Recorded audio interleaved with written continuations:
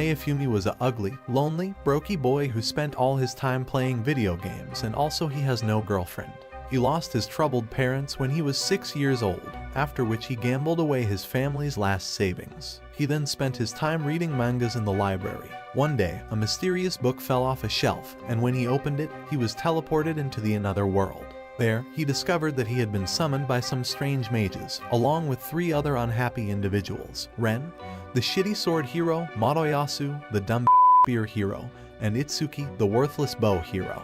After the mages presented them to the king, he explained that they had been summoned to save the world from waves of monsters that threatened to destroy it. To help them, the king called upon the strongest warriors to join their groups. However, no one chose to join Naofumi's team, realizing that he couldn't fight the monsters alone because his weapon was a shield. A hot chick comes up named Mine decided to join his party. Since Naofumi had only one team member, the king gave him more coins than the other heroes. With that, they all started their adventure. After defeating all the slimes in the field, Naofumi absorbed their remnants, allowing his shield to level up. At the end of the day, Mine took him to the blacksmith. There, he tried to use a sword, but his holy weapon prevented him from wielding it. Instead, Mine suggested he buy some inexpensive armor, as his shield would protect him, while she opted for the most expensive armor in the shop and promised to pay him back, as he wanted. I think guys, she is a real Later, she persuaded him to go to the fanciest restaurant in town, where she encouraged him to drink PG grape juice with her and asked to spend the night with him.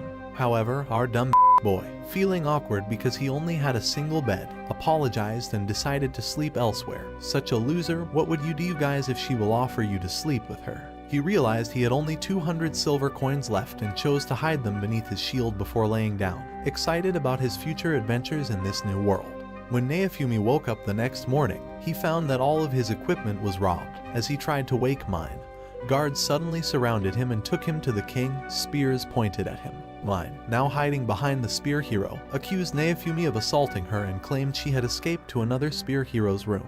Naofumi denied it all, but then realized that the other hero, Matoyasu, was wearing his chainmail armor. Moso told him that Mine had given it to him as a gift the previous night and suggested that Naofumi deserve punishment of death. While Naofumi tried to understand why Mine would accuse him, he noticed her smirking and mocking him, revealing her deceit and motive to steal his money. Such a gold digger bitch. Furious about being betrayed and framed, especially as the supposedly weakest and useless shield hero, he demanded to be sent back to his world. However, the king explained that summoning new heroes was only possible if all 4 current heroes were killed, so Naofumi's only choice was to defeat all the monster waves. Disgusted at the idea of working with him, the others watched as Naofumi vowed to defeat the waves alone, rejecting any help. Before leaving, in a moment of defiance, he threw his remaining money at Mine and told him take all the money, bitch, and ignored Matoyasu's attempt to stop him. As Naofumi left, a mysterious spy observed him, leaving him with that incident. Naofumi's situation worsened. His money, respect, and trust were all gone. He had lost everything, until he is going to his journey. If you like this video, make sure to drop a like and subscribe for more video. While traveling around town, Naofumi found that all the citizens were avoiding him due to the false accusations against him. Even the blacksmith seemed ready to confront him.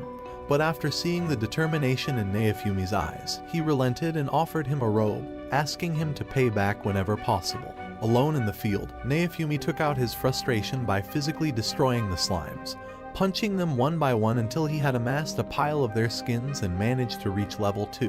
When he returned to town to sell the skins, he encountered a merchant who tried to scam him by offering only 1 copper coin for the 20 slime skins he had collected. However, Naofumi knew that the merchant was selling the slime skins to other adventurers for much more, so he confronted the merchant, grabbing his face and threatening him to pay a fair market price. Intimidated, the merchant agreed to a fair deal. Back at the blacksmith's shop, the blacksmith noticed the 5 copper coins Naofumi had promised him. Meanwhile, Naofumi, sleeping in the fields for many nights, discovered some expensive herbs. After absorbing them, he unlocked a new leaf shield, which enhanced the quality of the herbs. When he met a pharmacist one night, he was able to sell the herbs for a high price. With the money, Naofumi managed to buy the cheapest food he could afford. However, one day, 3 thugs ambushed him in an alley, demanding his money. Naofumi reacted quickly, throwing a slime onto one of the thugs and blocking another's knife with his shield. The attackers fled, but the incident left Naofumi feeling powerless, realizing he couldn't get stronger or kill monsters with just his shield. Seeing his frustration, a shady character, who jokingly resembled Dr. Eggman's scamming cousin, approached Naofumi with an intriguing proposal, telling him to follow if he was interested in what he had to offer. As they walked back to his hideout, the merchant explained that he was offering Naofumi slaves, emphasizing that slaves would never lie or betray their masters due to a curse that compelled them to obey their owner's commands. While Naofumi looked through the slaves, he noticed a small demi-human girl who appeared sick and weak. The slave trader dismissively told him that she was the cheapest option available, as she was both physically and mentally unwell due to her previous owner's abuse, and she was likely to die soon. The trader was willing to sell her for 30 silver coins. Deciding she was the one he would buy, Naofumi was led to the slave merchant's room where he drew a sigil across her chest, linking her status to his party. Before leaving, he demanded her name and sternly told her to stop coughing. Frightened, she managed to say her name was Raphtalia, and he forcefully led her away. The trader watched, shocked at Naofumi's choice, as if it were somehow destined to happen. Inside the blacksmith's shop, Naofumi paid 6 silver coins for a weapon that Raphtalia could use and instructed her to attack a slime hiding under him. However, she was too scared to react, prompting Naofumi to activate her curse to force her into action. Initially too weak to harm the slime, she finally managed to destroy it after Naofumi urged her to try harder, gaining experience points as she collapsed exhausted on the floor. Naofumi then declared that she would become his sword while he would protect her. Leaving the blacksmith, they went to a food establishment where Naofumi ordered the cheapest food for himself and asked for Raphtalia to have the same dish as a child nearby was eating. When Raphtalia questioned why he was buying her food, Naofumi noticed her interest in the meal and decided to get it for her. As she received her food, her eyes lit up, and she began to tear up with joy while eating, overwhelmed by the kindness. Meanwhile, Naofumi realized that he still couldn't taste anything himself. Later, they returned to farming slimes, and as they finished, Naofumi's shield leveled up. During this time, Raphtalia curiously asked who he was, and upon learning he was the shield hero, she remembered how her family had praised the shield hero for his kindness towards demi-humans. When she asked for his name and he told her it was Naofumi, he also handed her medicine to help cure her illness, though she found it tasted worse than she expected. Throughout the night, Raphtalia dreamt about the tragic day her parents protected her from a 3-headed dog and threw her into the ocean to save her, only to be devoured themselves. Waking up screaming for her parents, Naofumi held her closely, trying to calm her down and provide some comfort. The following morning, the pharmacist suggested that Naofumi could make more money by selling medicine instead of just herbs. Intrigued, Naofumi asked to borrow some of the pharmacist's tools. Outside the shop, Naofumi noticed Raphtalia watching a group of kids playing with a ball. Although she pretended not to be interested, her wagging tail gave away her true feelings. Deciding to make her happy, Naofumi bought her a ball. As evening approached, Naofumi attempted to secure a room, but the merchant hesitated. Frustrated, Naofumi threatened the merchant, ensuring they got the room. Over the days, Naofumi continued to care for Raphtalia, giving her medicine and selling what they gathered.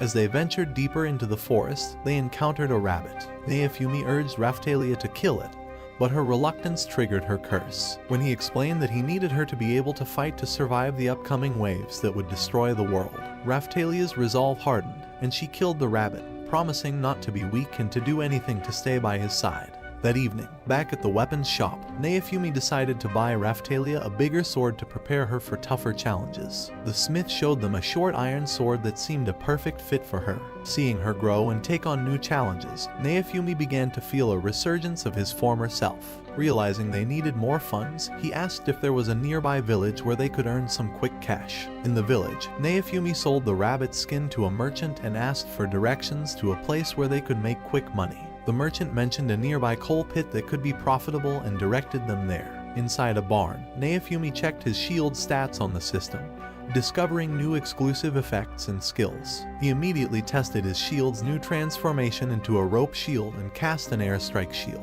impressing himself though he pretended otherwise in front of Raphtalia. As they ventured deeper into the coal mine, Raphtalia struggled to decide what to call him. Naofumi, showing little concern, told her to call him whatever she wanted. Inside the cave, as Naofumi hammered away at crystals, he noticed Raphtalia shivering. Suddenly, a 2-headed monster appeared, terrifying Raphtalia as it resembled the 3-headed beast that had killed her parents. Overwhelmed by memories, she froze in fear. Naofumi managed to rescue her just as the beast attacked, diving into water to escape and then climbing up a mountainside. Raphtalia confided that a similar monster had killed her family, explaining her nightmares. Confronted again by the beast, now identified as a level 15 monster, Naofumi saw an opportunity for Raphtalia to confront her past and potentially save others from similar fates. He charged at the monster, instructing Raphtalia to attack it as well. However, when one head bit into his shoulder, Naofumi realized his life was in immediate danger. Despite his commands, Raphtalia was paralyzed with fear and unable to move.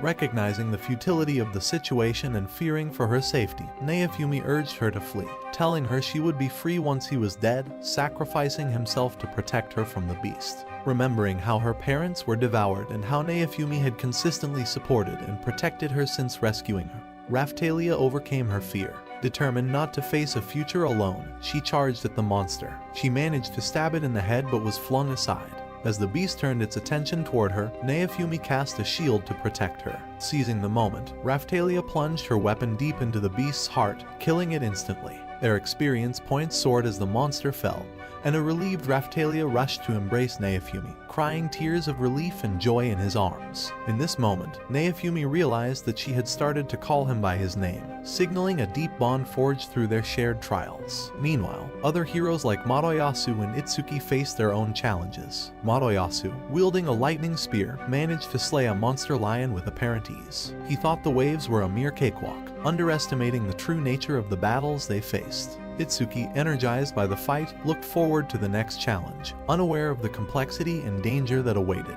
As they celebrated their victory, knights arrived at the scene. Upon seeing the slain beast, the commander commended them for their bravery and effectiveness. He informed them that the king intended to reward their heroism at the castle, acknowledging their significant contribution to the kingdom's safety. Thus, despite the hardships and the personal battles each hero faced, their valor was recognized, and they were called to receive the honor they deserved. In the village, grateful residents gathered to thank Naofumi for saving them from total annihilation.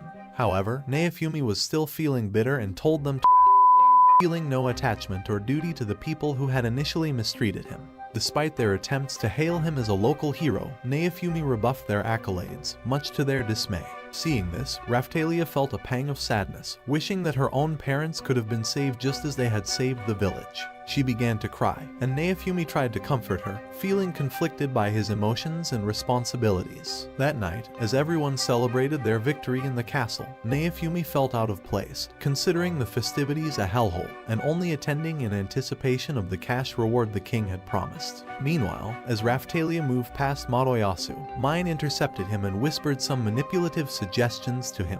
Plotting further intrigues, Raphtalia approached Naofumi, attempting to persuade him to try some of the feast's food, but he disdainfully refused, saying he'd rather drink his own vomit. Just then, Naofumi discovered he had acquired a new ability that fortuitously allowed him to teleport. Recognizing an opportunity, he used this new power to teleport himself and Raphtalia directly to the scene of the Waves invasion. As Naofumi tried to avoid the festivities and the false camaraderie of the castle, Raphtalia arrived with food, determined to have him participate in some way. She quickly convinced him to taste her cake, sparking jealousy in Madoyasu, who had been manipulated by Mine into believing he should rescue Raphtalia from her slave status. Fueled by jealousy and Mine's whispers, Madoyasu threw down his glove, challenging Naofumi to a duel, claiming he wanted to free Raphtalia from her slave contract. In reality, Madoyasu hoped to win her loyalty for himself. Naofumi retorted that owning a slave was legal and tried to leave the scene. But a knight intervened, and the king commanded him to accept Madoyasu's challenge. As tensions escalated, Raphtalia tried to explain that she followed Naofumi by her own will, but her voice was stifled by a knight, and the king accused her of being brainwashed. Feeling cornered and fearing the loss of his only true ally, Naofumi prepared to defend both his rights and Raphtalia's wishes. As the knights drew their swords to enforce the duel, Madoyasu taunted Naofumi, questioning whether he would back down. Facing the prospect of an enforced duel and the challenge to his relationship with Raphtalia, Naofumi stood firm, threatening to destroy Madoyasu if he pushed forward. That night before the duel, Naofumi tried to take a weapon from the arsenal, but it electrocuted him. The system issued a warning, reminding him that he could not use any weapons other than his assigned shield. As the duel commenced, Madoyasu taunted Naofumi, arrogantly telling him to surrender before he wiped his ugly the arena floor. Naofumi, believing that actions would prove louder than words, activated a new shield, bracing himself for the fight. Moroyasu charged, attacking relentlessly with his spear, but he couldn't make even a scratch on Naofumi's shield. Naofumi taunted back, calling him a sore loser and confidently declaring that Moroyasu had no chance of winning since he couldn't pierce his shield. In response, Moroyasu activated his Chaos Spear and intensified his onslaught until he finally managed to slit Naofumi's arm. Seeing an opportunity to level the playing field, Naofumi charged at Moroyasu and punched him in the gut. As Moroyasu reeled from the unexpected blow, he realized that a balloon was stuck to him, draining his strength. Naofumi then revealed several more balloons attached to Moroyasu. These balloons were his secret weapon. With no offensive attacks of his own, Naofumi had cleverly used these devices to exploit his opponent's vulnerabilities. Furious and desperate to end the duel, Moroyasu attempted a powerful jab, but Naofumi used his shield to block it and counterattacked with his two-headed dog shield, knocking Moroyasu away. Seizing the moment, Naofumi launched an airstrike shield, trapping Moroyasu inside a shield prison. Inside the prison, Moroyasu found himself trapped with a few balloons and unable to escape. As people started calling Naofumi a useless coward who was too weak to fight, Naofumi decided to release him and asked him to surrender. Moroyasu responded by saying he'd rather than surrender. Pleased with his response, Naofumi threatened to ruin his good looks so he'd never attract anyone again. Just as Naofumi was about to act on his threat, a strong wind blew him away, which he realized was Mine using her magic on him. Frustrated by her interference, Naofumi thought about attacking her right then, but he managed to dodge Moroyasu's spear and block his following attacks. When Moroyasu used his lightning spear, he managed to break through Naofumi's shield and knock him out. Declaring himself the winner, Moroyasu started to leave, but Naofumi accused him of cheating, claiming Mine had attacked him from behind. However, the arena was silent, making Naofumi wonder if he was imagining things. Just then, the king congratulated Moroyasu, and Naofumi realized that Mine was the princess all along. He figured out that the whole duel had been a setup to pair her with Moroyasu, and he was furious that they had brought him into their world just to set him up for failure and turn everyone against him. This made him incredibly angry, and he felt like lashing out at everyone in the arena. Then a minister announced that Raphtalia would be freed from her slave curse, leaving everyone puzzled about why Naofumi, with his unpleasant appearance, was summoned to their world in the first place. Angered by his fate, Naofumi slammed his fist on the ground, uncovering Raphtalia's crest. He quickly doused it with a potion, causing it to disappear, which terminated his contract with her. As Mine led Raphtalia away, Naofumi's rage intensified. In frustration, he threw his shield, but it magically reappeared on his arm. He yelled out his anger, cursing the entire world and wishing it would rot in hell, which triggered his curse series to activate. At the same moment, Raphtalia slapped Moroyasu for meddling in matters that didn't concern him. She defended Naofumi, telling Moroyasu that Naofumi had been a good master to her and only activated her curse when she was too scared to confront Mine. Mine saw Raphtalia's actions as disrespectful to her beloved Moroyasu and tried to slap her into submission. But just then, Itsuki and Ren arrived on the scene. At that moment, as Ren demanded to know why Mine had cheated, Moroyasu was confused about everything happening around him. Itsuki told him that he actually lost the duel, but Naofumi had been attacked from behind. Mine refused to admit the truth, suggesting everyone might have just imagined it since no one in the crowd supported this claim. However, Ren countered, pointing out that the crowd was too scared of the king to speak up. As Raphtalia approached Naofumi, she tried to reassure him that she was still the same person as before, but he harshly told her to go away. Despite his rejection, she expressed her belief in his innocence about plotting with the princess. When she attempted to touch him, Naofumi pushed her away, reminding her that their contract was over. However, Raphtalia could see through his tough exterior, and began assuring him of her belief in him and her commitment to stay by his side forever, as she had promised. As Naofumi grew angry, thinking he was despised because of his cursed shield, he tried to tear it off. Raphtalia stopped him, explaining that the shield was more powerful than he realized and was the reason they managed to save the village from complete destruction. Naofumi insisted he was a bad guy and had never intended to save the village, but Raphtalia saw through his facade. She reassured him that she could see his true heart and knew he was a good person despite his protests. She declared herself his sword and vowed to follow him to the ends of the earth. Hearing her words, Naofumi realized that this affirmation was all he had ever wanted. However, he then remembered that she had said the same thing right before the catastrophic waves arrived. However, Naofumi had been in a bad mood previously, and hadn't paid attention to Raphtalia's words. Now, as she reassured him of her loyalty, he finally saw her in her true, grown-up form. She told him that she was no longer the child he remembered and asked to stay by his side for the rest of her life. As they held each other close, Madoyasu suspected that Raphtalia was still under a spell and wondered how he could break them up.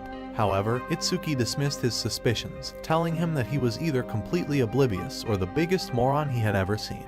The following day, Raphtalia gave Naofumi some leftover food from the castle kitchen. As he ate, he realized that it was the first time he could taste food again. Confused about who she really was, Naofumi questioned her. Raphtalia explained that members of her clan grow quickly as they level up, and this rapid growth was why they were considered inhuman. They matured 4 times as fast as a regular child.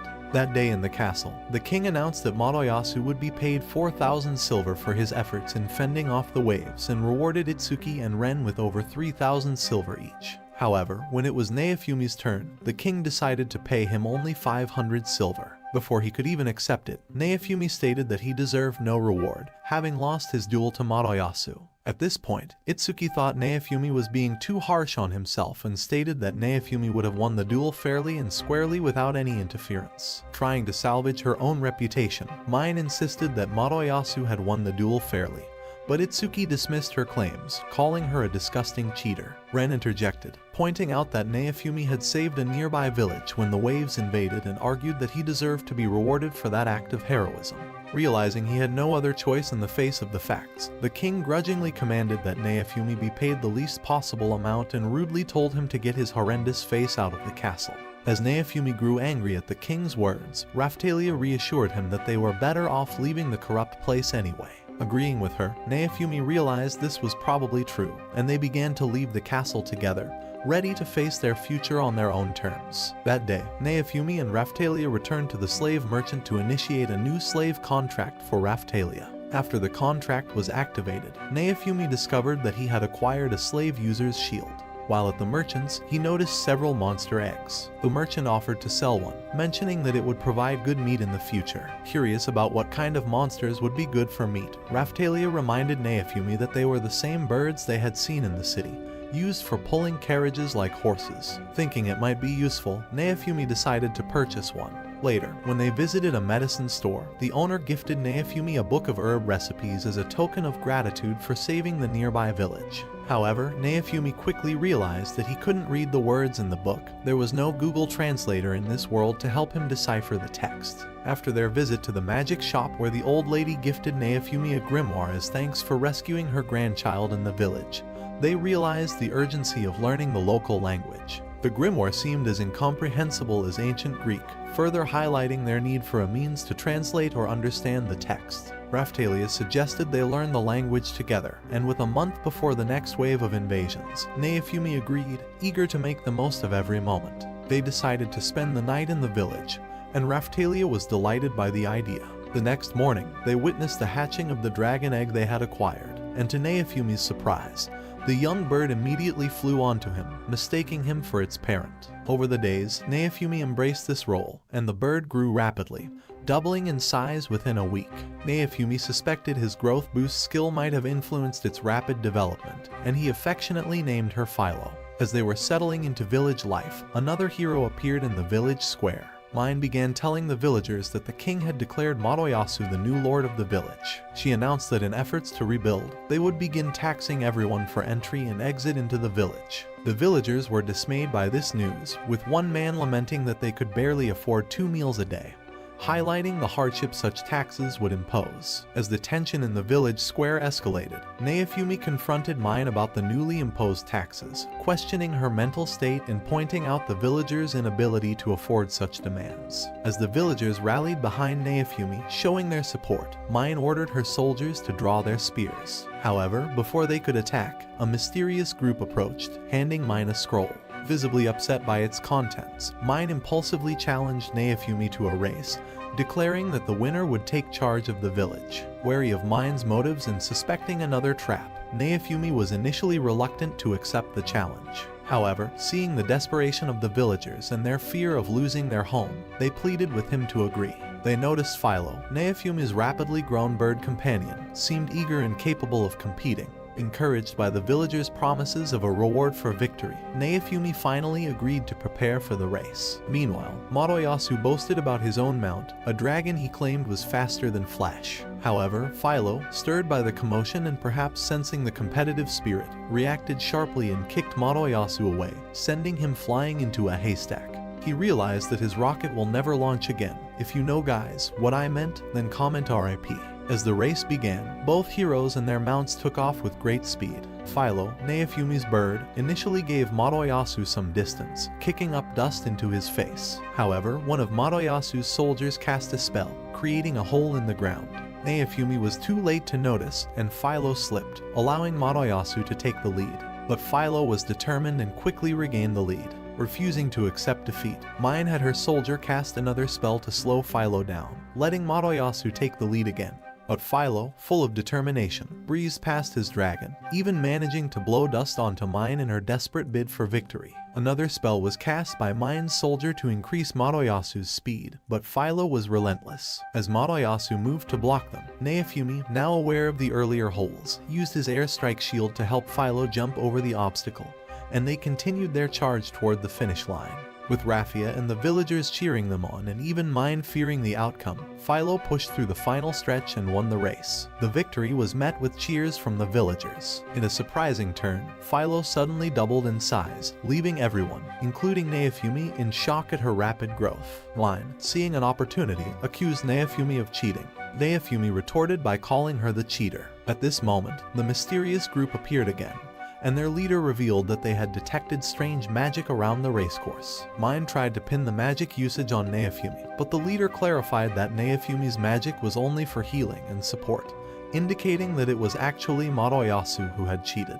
With no more lies to fall back on, Mine conceded defeat and announced they would be returning to the castle immediately. Trying to salvage his pride, Moroyasu told Naofumi that he had let him win on purpose. Naofumi, unimpressed, dismissed him as a useless moron and suggested he find a real purpose for his life. When Naofumi woke up the next morning, he was surprised to find a little girl by his side. Startled, he backed away, questioning her identity. The girl simply told him she was hungry. As they made their way to the weapon shop later that morning, the smith jokingly asked Naofumi how many wives he intended to have in his harem, noticing the company he kept. It was then that Philo, who had noticed food at the shop, declared her hunger. The amused smith encouraged her to take a bite, at which point Philo transformed back into her bird form and devoured everything in one gulp. After the meal, Raphtalia explained to the smith that the slave merchant had informed them about Philo's clan. She shared that some of the birds could hatch as the king or queen of their flock and possess the ability to assume a humanoid form. Furthermore, they needed a special crest before they could be tamed. When they tried to give Philo the crest, hoping to form a new contract with Naofumi, she had initially resisted violently before eventually agreeing. As the conversation continued, the smith curiously asked what they really needed from him. Naofumi explained that he needed clothes for Philo because her transformation tore her clothes apart every time. He lamented the financial drain, joking that he was on the verge of going broke from constantly replacing her outfits. He asked the smith for a special kind of dress that would accommodate transforming species, but the smith, clearly out of his depth, suggested they visit a dressmaker instead. Upon arriving at the dress shop, Naofumi told the dressmaker that they needed a dress for Philo that wouldn't rip apart whenever she transformed. When they visited the dressmaker to request a transforming outfit for Philo, they were told that magic threads were necessary to sew clothes that could handle her transformations. The dressmaker explained that the cloth would be made from Philo's own mana to ensure a strong connection with the material. However, lacking the required magic threads, the group decided to visit the magic shop next. There, the owner informed them that she had run out of magic gemstones, which were rare and needed for the threads, but she promised to source some within a few days. In the meantime, Naofumi and his companions traveled around the village, hoping to earn some quick cash by running errands. During their rounds, they encountered a villager who was on his way to help his mother with a special medication. Sensing an opportunity, Naofumi offered him a ride for 1 silver, but the man confessed he was worse off financially than even a beggar. Naofumi, adapting to the situation, suggested he could repay with food instead. To speed up their journey, they ditched the carriage and Philo took off flying. Upon reaching the village, a guard asked for an entry fee, but Naofumi flashed his pass, declaring himself a VIP, and they were let through. Inside the village, Naofumi delivered the potion to the sick lady himself, instructing the villager's son to go count the stars or distract himself. While the man was out, Naofumi enhanced the potion's power, reviving the lady almost miraculously. When the son returned and found his mother fully recovered, he was astonished and asked Naofumi about the magic spell he used. Naofumi, pressed for time, brushed off the inquiry and reminded the man to fulfill his end of the deal. True to his word, the man provided food equal in value to the agreed amount. As Naofumi rode away, he pondered the potential of becoming a millionaire by offering similar services to broke travelers, possibly charging them for the food and then selling the food for cash. A few days later, while transporting a new merchant, Naofumi learned that he had become famous around the villages. The merchant began teaching Naofumi how to craft gemstones and imbue them with energy. Over the course of several days, Naofumi not only learned this new craft but also picked up a few spells. By the end of the week, Naofumi's newfound skills in gem crafting had earned him a place within the merchant's network, often referred to as the trader group. This group was a hub for traders and informants, and through his association, Naofumi gained access to a wealth of information flowing through the cities. He learned that Motoyasu, the hero previously branded more favorably by the kingdom, had managed to save a dying village by discovering a legendary crop capable of growing even during famine conditions. This news highlighted the ongoing rivalry and differing paths of the heroes, each carving out their roles and reputations within the world. Naofumi was skeptical about Motoyasu's recent success with the legendary crop, suspecting that Mine, ever the schemer, must have been behind it, given Motoyasu's general ineptitude. Meanwhile, he learned that Ren had embarked on a journey through the southeast, battling new monsters in a bid to increase his strength. The whereabouts of Itsuki, however, remained a mystery, sparking rumors that he might have ventured into a dangerous dungeon or even joined the military of another city. These insights affirmed to Naofumi that the merchant's offer to share his knowledge and connections was indeed a reward far surpassing ordinary treasures. Further enriching this new partnership, the merchant presented Naofumi with a parting gift, a substantial portion of his possessions, including a deed. When Naofumi showed this deed to a mining chief, it turned out to be incredibly valuable. The chief excitedly informed him that he had essentially struck gold, offering Naofumi access to any gemstone he desired.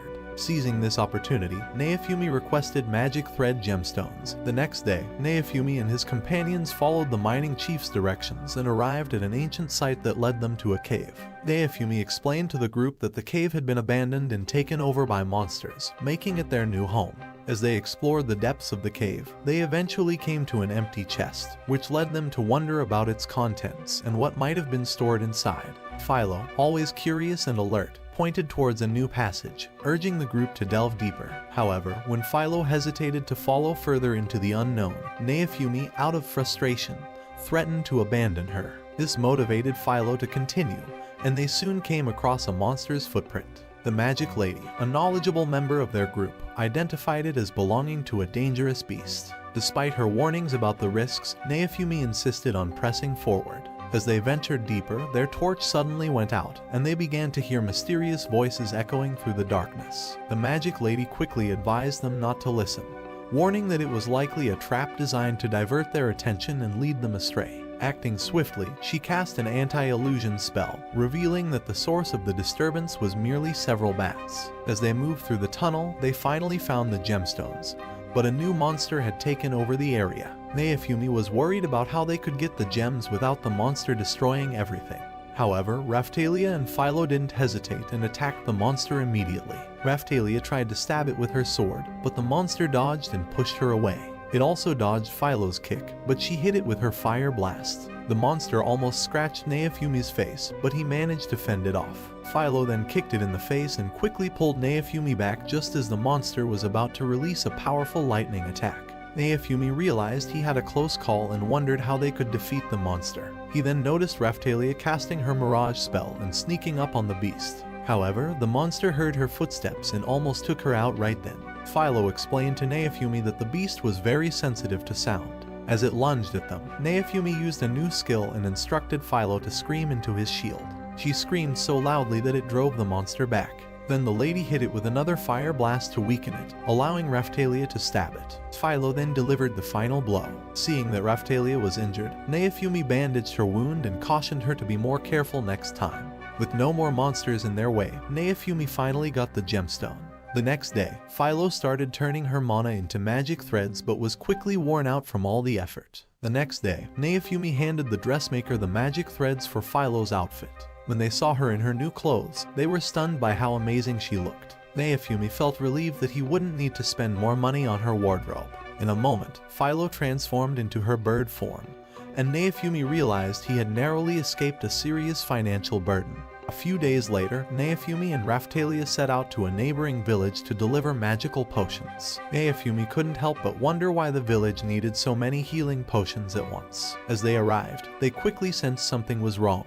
The village chief explained that the trees surrounding the village were turning into monsters and attacking people, forcing them to abandon their homes. Realizing that adventurers trying to reclaim the village were still trapped there, Naofumi ordered Philo to rescue them. Soon after, Philo returned with the adventurers, who she criticized for risking their lives despite their slim chances of defeating the monsters. Raphtalia reprimanded her, urging her to take back her harsh words, but Philo was indifferent. When the villagers heard Philo speak, the chief wondered if Naofumi was the famous traveler they had heard about. Naofumi denied it, not wanting to get involved in their problems, but the chief saw through his denial and pleaded with him to help heal the sick villagers. Naofumi agreed. After handling the situation, they returned to their town with the monster as their trophy. Although Raphtalia was disappointed she couldn't offer Naofumi any gifts, two men approached them saying the beast was a rare find for the town's ritual. Seizing the opportunity, they agreed to sell it and were able to buy Naofumi a special tool for crafting metals. Raphtalia told him it was their special way of thanking him for being a good partner. Later, as they were preparing to leave for a new village, they encountered two travelers. After serving them breakfast, the lady told them to go back to their city because the village was suffering from a terrible plague.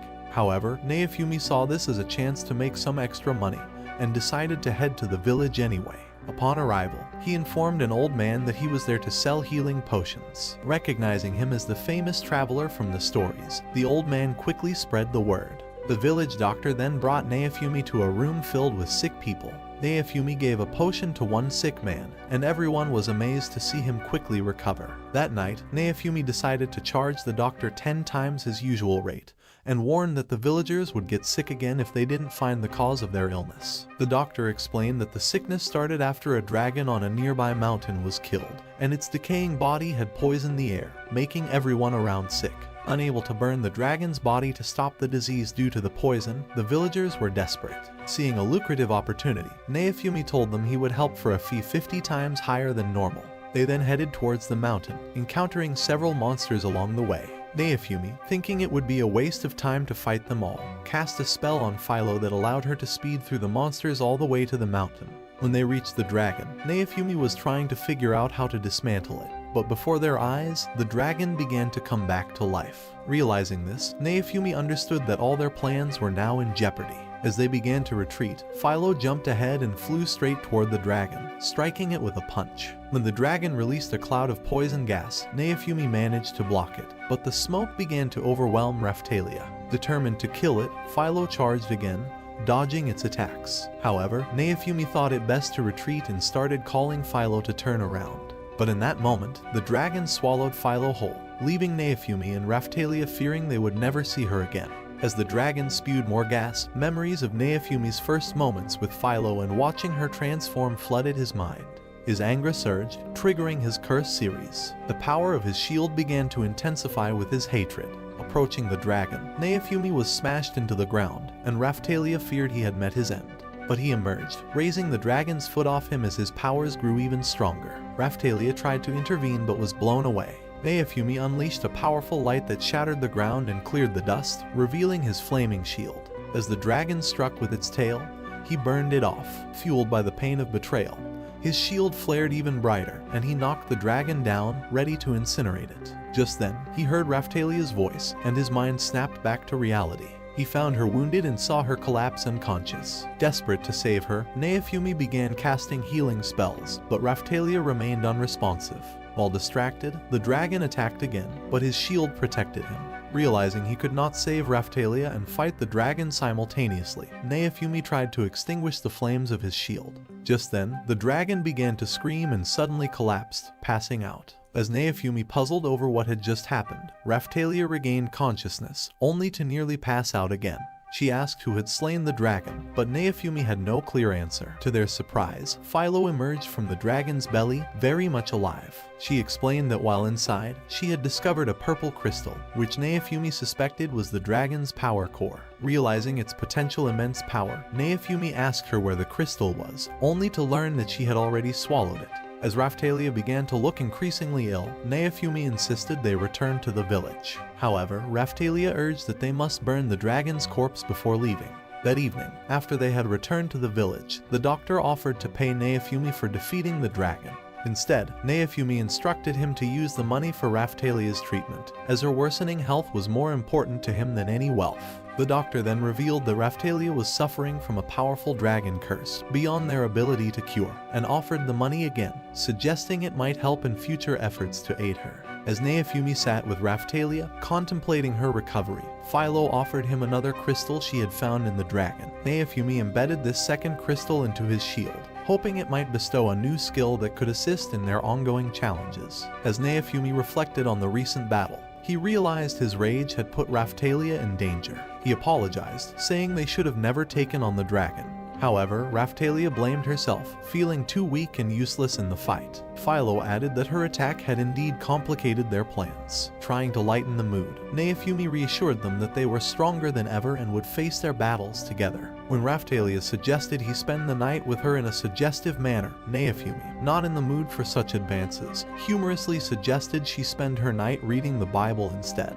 A few days later, as Naofumi and his team resumed slaying monsters, he felt guilty about letting Raphtalia join in the battles due to her condition. However, she reassured him, telling him she enjoyed flexing her muscles and taking on the monsters as if she were simply cutting grass. That afternoon, as they journeyed through the forest, Naofumi expressed his concern for Raphtalia's health and insisted they return to the city to find a cure for her illness. At that moment, they encountered a young girl on the other side of the forest. Birds scattered at the sight of the newcomers, signaling their presence. The girl noticed Naofumi and his group but seemed to overlook him as if he were invisible, focusing instead on Philo. She excitedly told Philo that she had always hoped to meet someone from her clan and was thrilled to finally talk to her. Raphtalia wondered if the girl might be from the nearby village, but Naofumi speculated that she was likely the daughter of some noble lord. The girl introduced herself as Malty, which gave Naofumi an idea. He decided that he would proceed to the town with Raphtalia to seek medical help and suggested that Philo take a break and spend some time with Malty.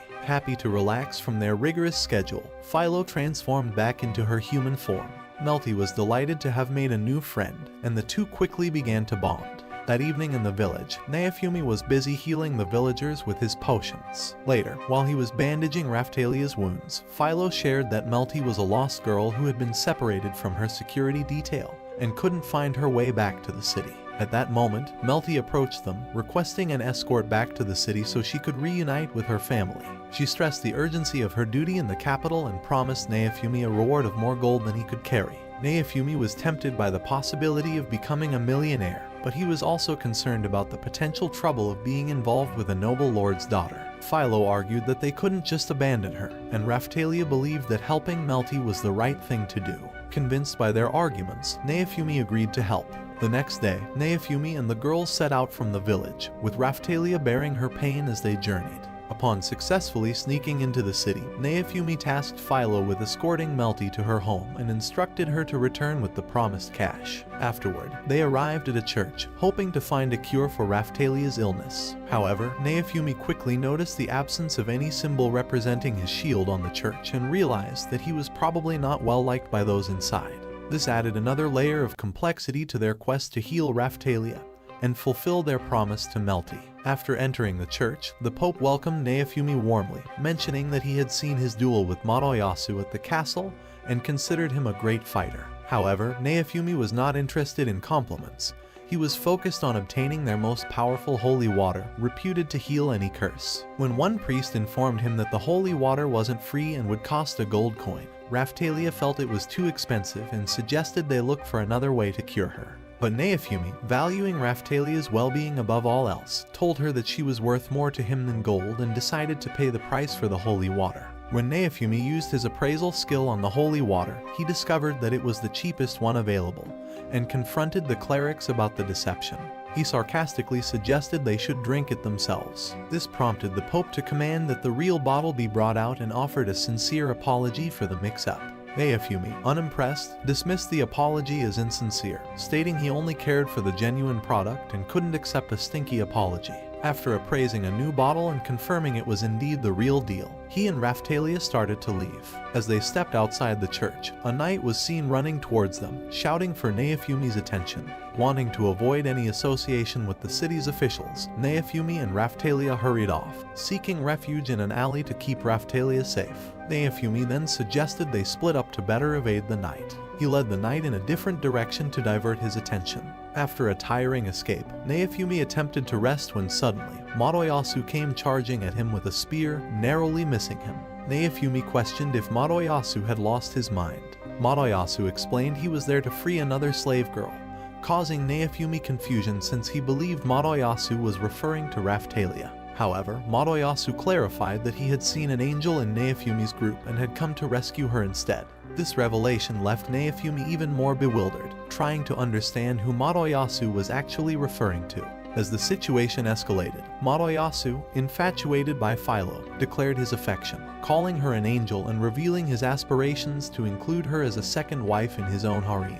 Naofumi, disgusted by Madoyasu's remarks and noticing his armor's groin protector, mocked Madoyasu's capability to satisfy anyone. Hurt by the memory of previous defeats and angered by Naofumi's taunts, Madoyasu retaliated, launching his spear. His attack missed Naofumi but destroyed a nearby stall, causing chaos. As Madoyasu continued his reckless spear attacks, destroying everything around him, bystanders screamed at him to grow a brain cell, while others, misunderstanding the situation, started fighting among themselves. As Madoyasu charged again, the knight Naofumi had been avoiding intervened, halting Madoyasu's advance and trying to reason with him that their current location was no place for a duel. Suddenly, Mine arrived and took advantage of the chaos by commanding her soldiers to surround everyone.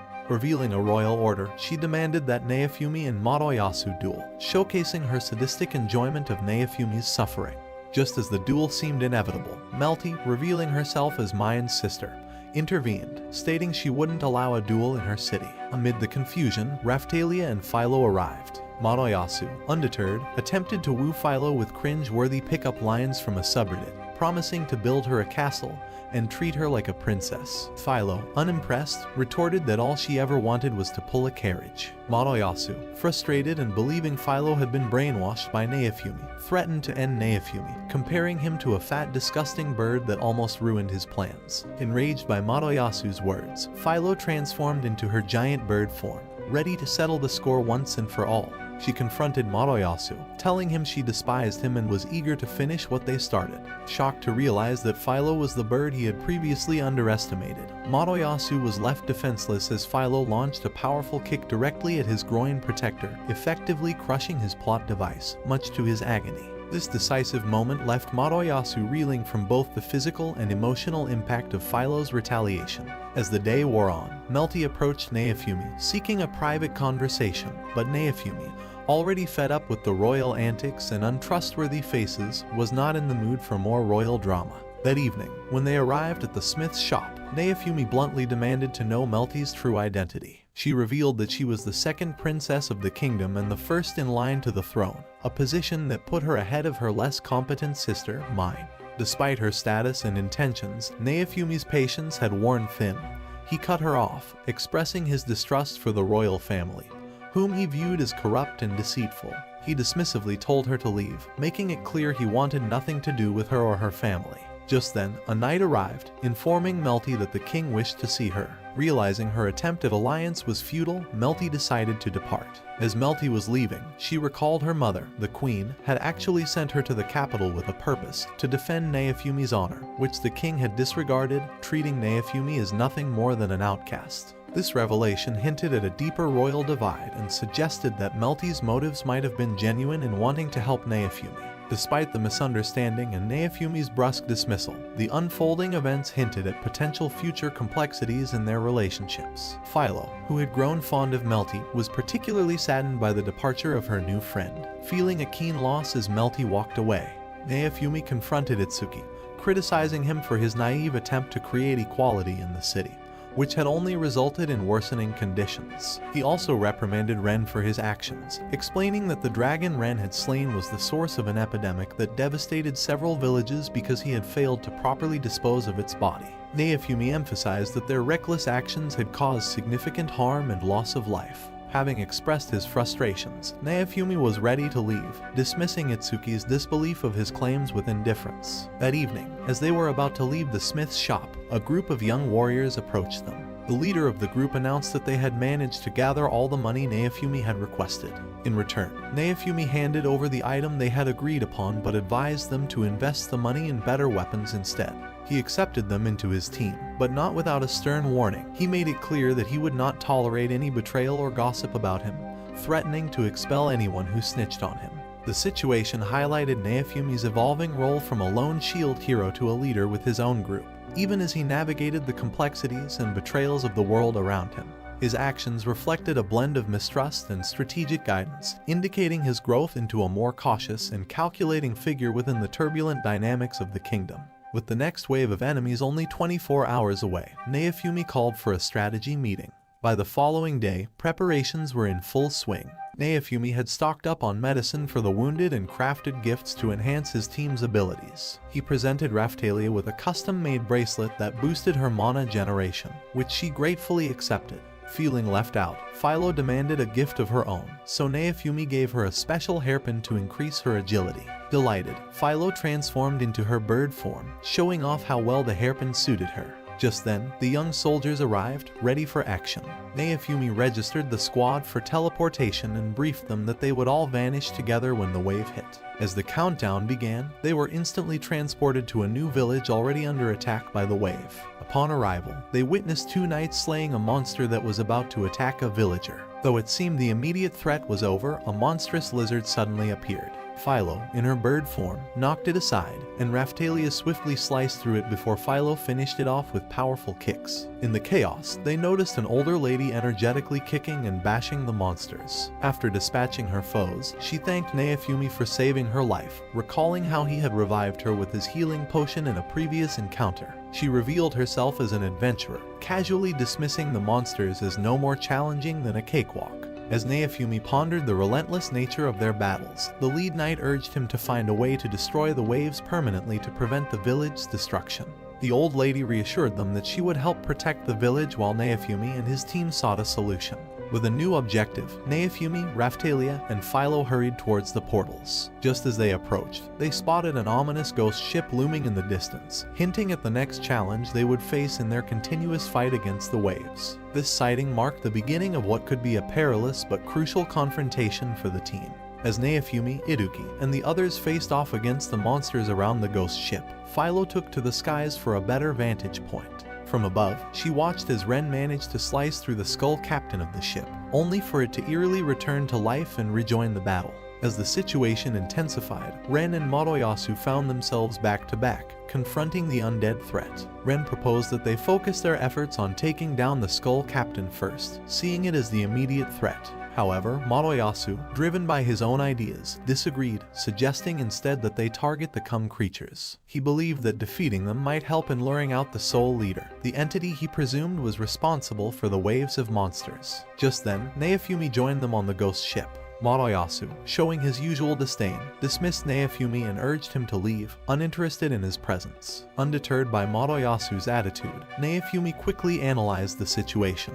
Understanding that the recurring monsters were tied to the waves themselves, he suggested that the only effective strategy was to halt the waves altogether. Demonstrating quick thinking and leadership, Naofumi intervened by blocking the captain and shoving it overboard, emphasizing the need for unity, urging the heroes to fight together rather than separately. As a new creature, the Kren attacked, Naofumi shielded himself, calling out to the others to stop their squabbling and focus on the real threat. Amidst the ongoing chaos, Ren and Moroyasu resumed their bickering, failing to seize the gravity of the situation. With the immediate threat momentarily under control, Naofumi began to consider a strategy to confront the Soul Eater without having to kill the zombie captain again, aware that it would likely just resurrect. He needed a plan that would draw out the Soul Eater and allow them to deal with the root cause of the waves directly, thereby stopping the endless cycle of monsters reappearing and ensuring a more permanent resolution to their dire predicament. In the heat of the battle, Naofumi noticed that the shadows cast by the zombie were behaving unusually. He quickly instructed Raphtalia to cast her light magic on them. As she illuminated the shadows with a burst of light, Naofumi directed her to attack the now visible shadow. Raphtalia stabbed it without hesitation, causing a spirit flame to rise toward the sky. Ren, catching on to the strategy, also attacked another shadow, resulting in more spirit flames rising from the ship. It became apparent they were surrounded by Soul Eaters, not just battling a single entity but an infestation. As the spirits coalesced into a massive, dimensional Soul Eater above the ship, the gravity of their situation became undeniable. Ren, Itsuki, and Madoyasu combined their attacks and unleashed a powerful assault on the beast, but to their dismay, it remained unscathed. Realizing their traditional methods were futile, Naofumi called on Philo to use her wind magic. She conjured a tornado that struck the Soul Eater, but even that powerful wind magic didn't faze the creature, which began preparing a potentially lethal attack. Anticipating the severity of the incoming attack, Ren and Madoyasu charged at the Soul Eater, an act Naofumi regarded as reckless. He prioritized the safety of Raphtalia and Philo, shielding them from the mighty blast that rocked the ship. Soul Eater prepared an even more devastating attack. Philo activated a new power, managing to bash the creature from side to side, disrupting its focus and aim. Raphtalia seized the moment to strike at the Soul Eater, with Philo continuing to harass it, narrowly dodging its deadly jaws. Observing that the monster's vitality was waning, Naofumi felt a glimmer of hope that they might actually defeat the behemoth. However, he remained concerned about the potential destruction of the village if the battle dragged on. Determined to end the threat once and for all, Naofumi decided to use his Rage Shield, a powerful but risky move. Raphtalia, ever loyal and courageous, reassured him of her unwavering support, declaring herself his sword and ready to follow him to the ends of the earth. This moment of unity and determination underscored their deep bond and shared resolve to protect their world, no matter the cost. As Naofumi summoned his Rage Shield, a surge of powerful energy began to envelop him, fueled by the light around him. Inside his consciousness, a startling realization emerged. The soul of the dragon, long thought to be subdued, was still alive within his shield. Triggered by this intense connection, his shield and armor underwent a formidable upgrade, manifesting as he burned with the dragon's fiery rage. The transformation caught the attention of the other heroes who watched in awe and confusion. Their uncertainty about the nature of Naofumi's newfound power led them to speculate wildly, some even wondering if he had made a pact with the devil or a dark spirit. Amidst this chaos, Philo, caught up in a powerful surge of rage possibly influenced by Naofumi's own, delivered a decisive kick to the monster. This provided Naofumi the opportunity to unleash his fury, determined to reduce the beast to ashes. As the battle escalated, Mind, ever the antagonist, seized the moment to sow further discord. She began proclaiming loudly that Naofumi was a wild beast, unfit to be called a hero. Her words, meant to discredit him, only highlighted her own desperation and manipulative nature. In contrast, Raphtalia, ever loyal and observant, called out Mind's hypocrisy and uselessness. She openly questioned why the other heroes weren't supporting Naofumi, who was clearly fighting not just for himself but for the entire world. In the midst of the chaotic battle, just as Naofumi was feeling the strain, the pirate and a Kren emerged, threatening to overwhelm him.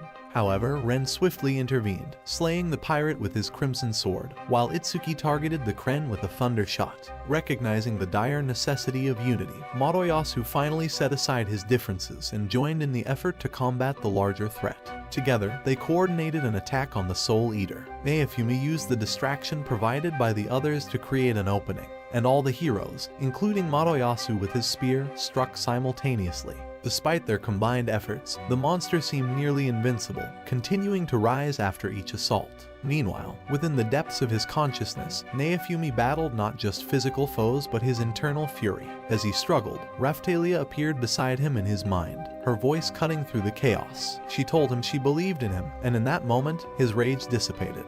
Naofumi remembered his vow to protect both Raphtalia and Philo and recognized that the Rage Shield, while powerful, was doing more harm than good.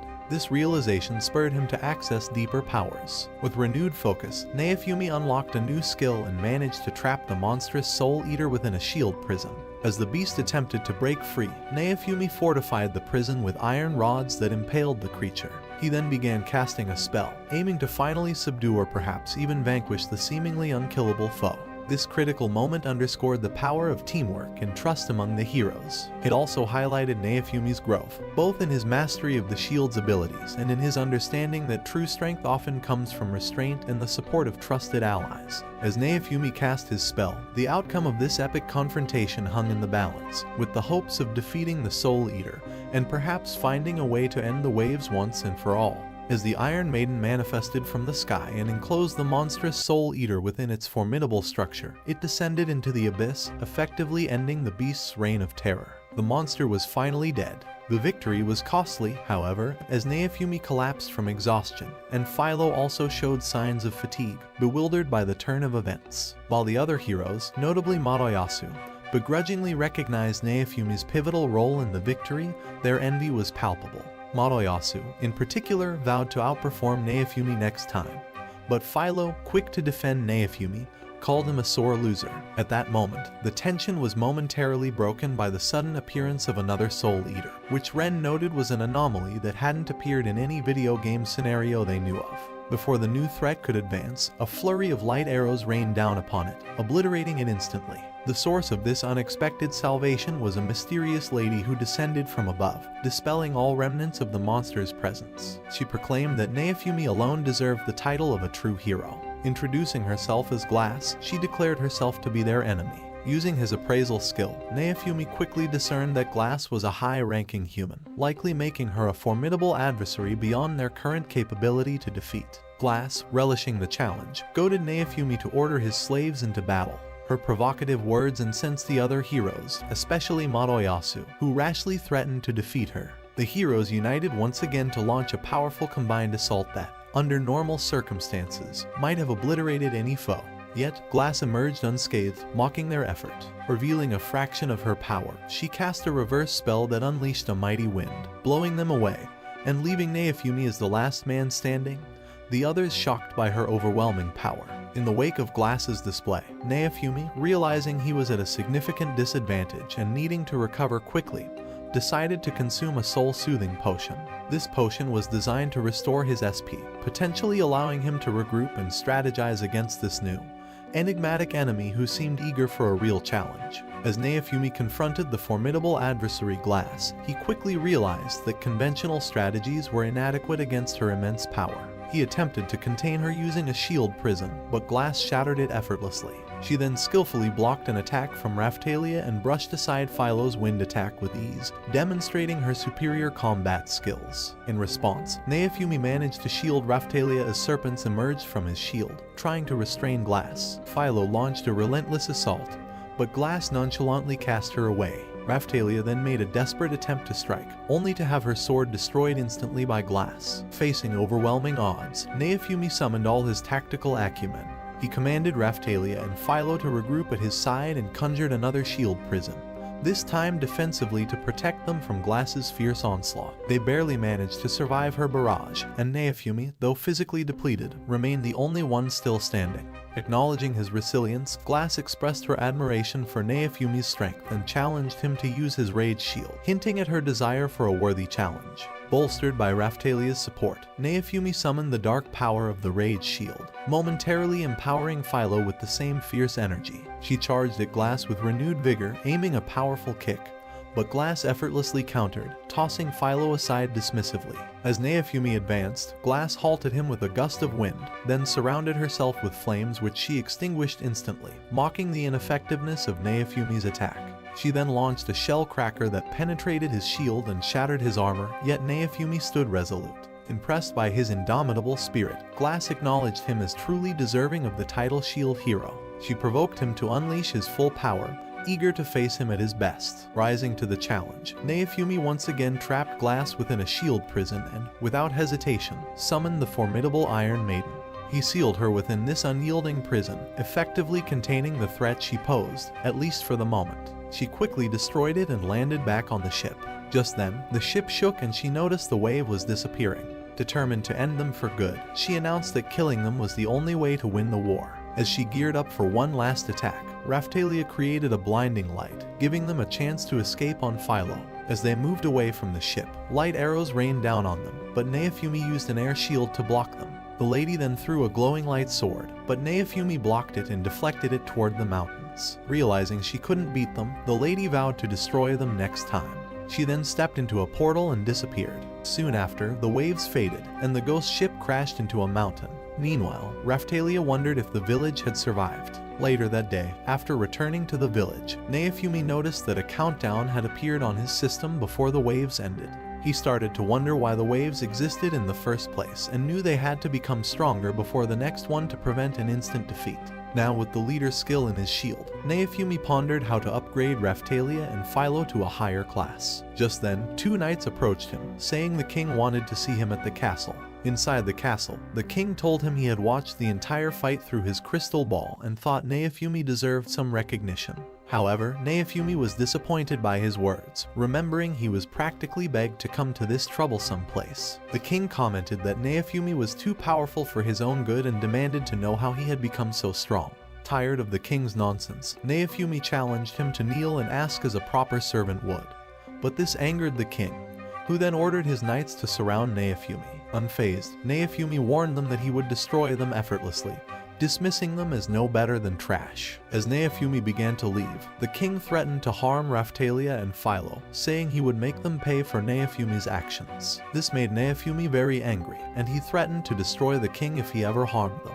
Then, Naofumi left the castle. On his way out, he met a woman who told him he was becoming a force to be reckoned with and warned him to be cautious of new enemies. That evening, after Naofumi arrived at the smith's shop, the smith asked how they planned to upgrade their class. Revealing a map, he pointed out a new city as the best place for their upgrades. As Naofumi was about to load their wagon, he requested a new sword for Raphtalia. However, she lied about having a spare sword, hoping to save some money for their long journey. Just as they were setting off, Naofumi found a letter from the smith. The letter explained that he had loaded their wagon with enough food for weeks and had included a shield accessory for Naofumi's upgrade as well as a sword for Raphtalia. Additionally, the smith had added an invisible sword, useful for fighting unseen enemies, and special overpowered gloves capable of pushing anything, even the carriage. While resting for the day, Naofumi and his companions noticed Malty approaching them. Naofumi wondered how she managed to find them. Philo tried to convince him that Malty was different from the rest of the royal family, but Naofumi was indifferent to her. Just then, Malty urged him to return to the castle immediately to meet with the king, but Naofumi flatly refused. Trying a different tactic, Malty suggested that Naofumi apologize to the king and make peace to avoid losing more of his earnings. Naofumi scoffed at the idea, saying he'd rather be sick. He argued that he was helping their world by fighting off the waves. However, Malty grew frustrated and started yelling, questioning why he couldn't just get along with her father and urging him to make peace before the king got into trouble with the queen. As Naofumi evaluated her security detail, he noted they looked just like they did the day he was framed at the castle. Suddenly, a soldier charged at Malty with the intent to harm her. Naofumi quickly intervened, protecting her and pushing the soldier away. So, guys, our story ends here. Watch the following video and I see you in the next one.